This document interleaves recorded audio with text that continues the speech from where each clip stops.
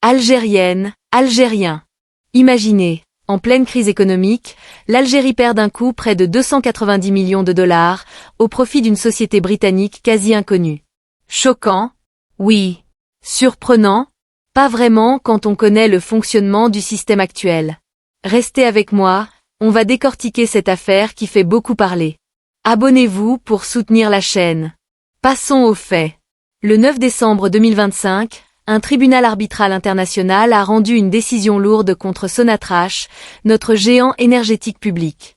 La compagnie britannique Sunny Hill Energy Limited, anciennement liée à Petroceltic, remporte gain de cause suite à la résiliation brutale, en avril 2021, du contrat de partage de production sur le champ gazier d'Intsila Isaren.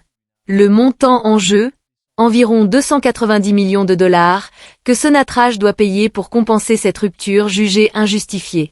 Ce qui rend l'histoire encore plus troublante, c'est le profil de cette société britannique. Créée en 2015, elle apparaît comme une entité très légère, sans grand projet ailleurs qu'en Algérie, et opérant depuis les îles Caïmans, un paradis fiscal bien connu pour sa discrétion sur les vrais bénéficiaires.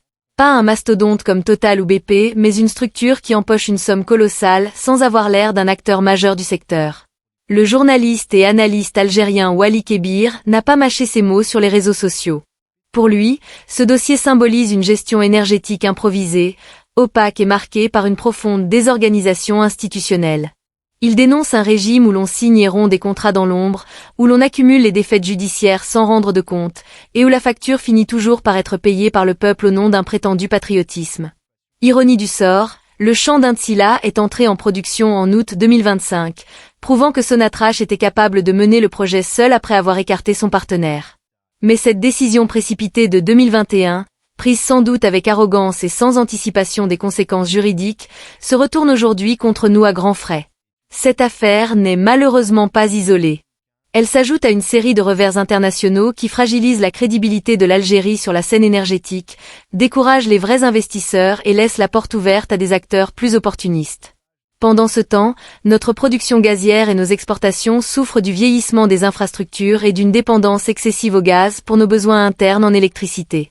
Au final, ce sont des centaines de millions qui s'envolent, alors que beaucoup d'Algériens peinent à joindre les deux bouts, avec des services publics qui se dégradent et des libertés sous pression. Comme le souligne Wally Kebir, ce n'est plus une simple gestion de l'État, c'est un véritable drainage organisé des richesses nationales. Qu'en pensez-vous?